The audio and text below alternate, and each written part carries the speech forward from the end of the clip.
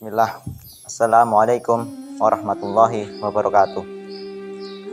Innal hamdalillah nahmaduhu wa nasta'inuhu wa nastaghfiruh wa na'udzu billahi min syururi anfusina wa min sayyiati a'malina.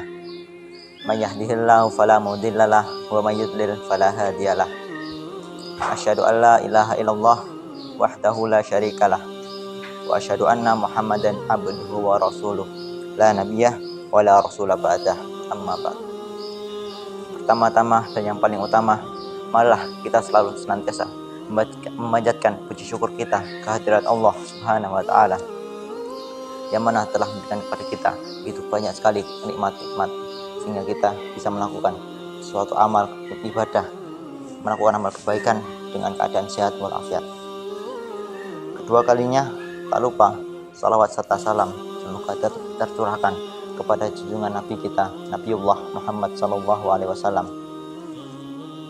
dan kepada para keluarganya, dan kepada para sahabatnya, dan juga orang-orang yang istiqomah mengikutinya sunnah-sunnahnya hingga akhir kiamat kelak. Amin ya rabbal alamin.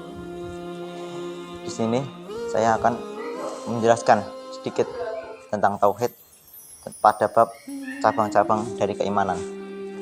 Keimanan adalah satu hubungan yang paling mulia, satu hubungan yang sangat agung antara manusia dengan Rabb-nya, antara para hamba dan kepada penciptanya.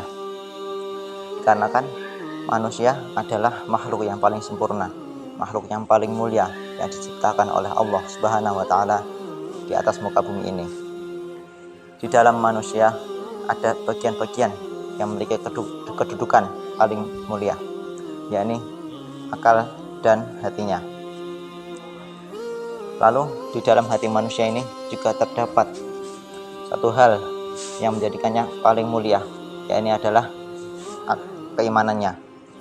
Lalu dalam akal manusia ada satu hal juga yang menjadikannya paling mulia, yakni adalah tadabbur, yakni merenungi atau mengambil pelajaran. Maka dari itu, keimanan di sini adalah salah satu kenikmatan yang besar, kenikmatan yang agung yang diberikan Allah kepada para manusia. Di sini keimanan memiliki banyak sekali cabang-cabang. Oleh karena itu, semua ketaatan, semua amal ibadah yang dilakukan pada Allah dilakukan oleh para manusia ini termasuk dari cabang-cabang keimanan. Seperti hadis Nabi sallallahu alaihi wasallam an Abi Hurairah radhiyallahu an qala Rasulullah sallallahu alaihi wasallam al imanu bid'un wa sab'una syu'bah fa'alaha qawlu la ilaha illallah wa adnaha imatatul adha anit tariq wal haya syu'batun minal iman, rawahul Muslim. Dari Abu Hurairah radhiyallahu an, ia berkata bahwasanya Rasulullah sallallahu alaihi wasallam bersabda, iman itu terdiri antara 70 cabang ataupun lebih, dan yang paling tinggi tingkatannya yakni ialah perkataan la ilaha illallah atau kalimat tauhid, dan yang paling rendah dari tingkatan ini adalah menyingkirkan gangguan dari suatu jalan. Dan malu itu juga termasuk dari cabang keimanan, riwayat Muslim. Al-imanu bid'un wa sab'una syu'bah. Iman itu terdiri dari berbagai banyak cabang, di antaranya 70 ataupun lebih. Fa'alaha qawlu la ilaha illallah. Dan yang paling tinggi, yang paling utama, yang paling mulia yakni ialah perkataan la ilaha illallah. Kalimat la ilaha illallah ini adalah kalimat yang sangat agung, dikarenakan ada banyak keutamaan-keutamaan di dalamnya.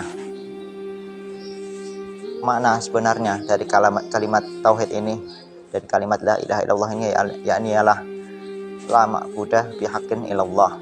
Tidak ada sesembahan yang berhak disembah kecuali Allah Subhanahu wa taala.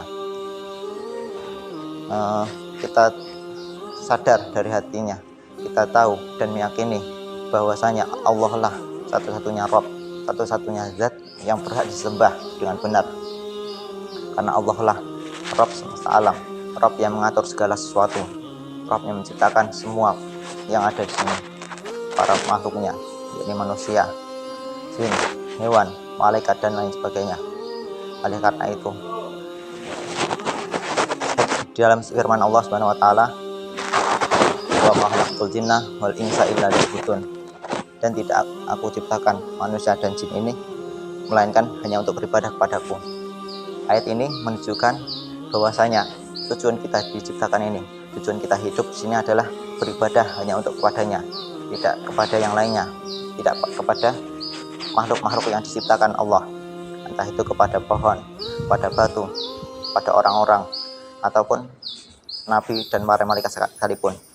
Kita tidak boleh menyembah selain Allah. Lalu pengertian iman di sini adalah meyakini dengan hati, mengucapkannya dengan lisan, dan juga mengamalkannya dengan anggota badan. Karena iman ini bisa bertambah dengan sebab ketaatan atau amal kebaikan yang dilakukan seorang kepada Rabb-nya.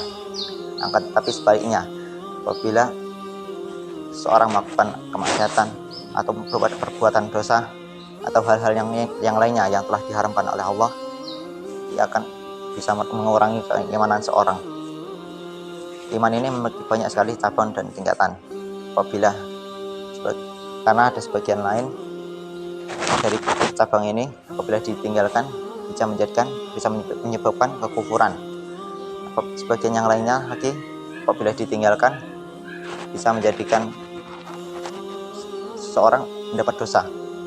Dan sebagian yang lainnya lagi, apabila ditinggalkan bisa menyebabkan hilangnya kesempatan memperoleh pahala atau ganjaran dari Allah Subhanahu wa taala. Maka dari itu, kita sebagai seorang muslim hendaknya menjaga kesempurnaan keimanan kita dengan terus melakukan apa yang diperintahkan oleh Allah dan menjauhi apa yang telah diharamkan olehnya, tidak berbuat maksiat ataupun dosa-dosa yang lainnya.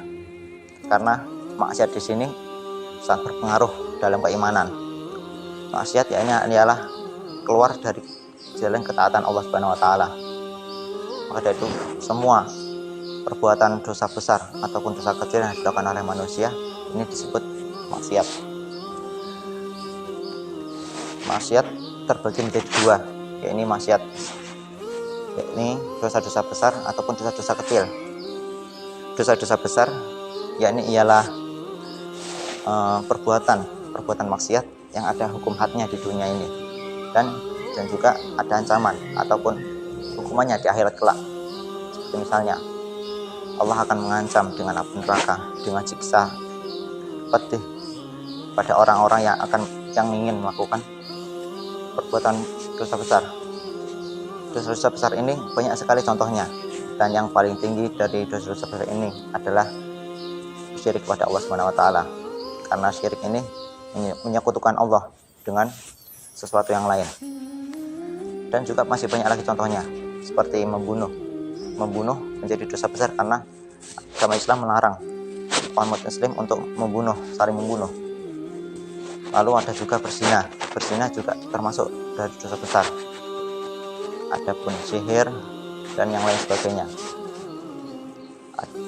Dosa-dosa besar juga masih banyak lagi yang bisa merusak keimanan ataupun hingga menghabiskan seluruh keimanan seorang, yakni memakan harta anak yatim, memakan riba,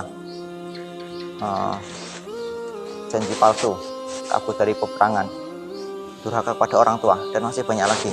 Maka dari itu kita harus senantiasa menjaga dari hal-hal tersebut untuk menjaga keimanan kita agar tetap sempurna. Dan adapun dosa-dosa kecil, yakni ialah segala perbuatan maksiat yang tidak ada hukum hadnya di dunia dan juga tidak ada ancamannya di akhirat kelak. Maka kita harus senantiasa menjauhi kedua-keduanya ini, menjauhi dari dosa besar maupun dosa kecil, dikarenakan dosa kecil yang dilakukan terus-menerus bisa menjadikannya menjadi dosa yang besar. Semoga kita semua bisa menjauhi perbuatan maksiat ini. Kita harus menjauhinya. Semoga kita terus melakukan ketaatan yang diperintahkan oleh Allah Subhanahu wa taala. Kita harus menjaga keimanan kita agar tetap sempurna hingga ajal kita menjemput. Mungkin hanya ini yang bisa saya sampaikan. Kurang lebihnya mohon maaf. Assalamualaikum warahmatullahi wabarakatuh.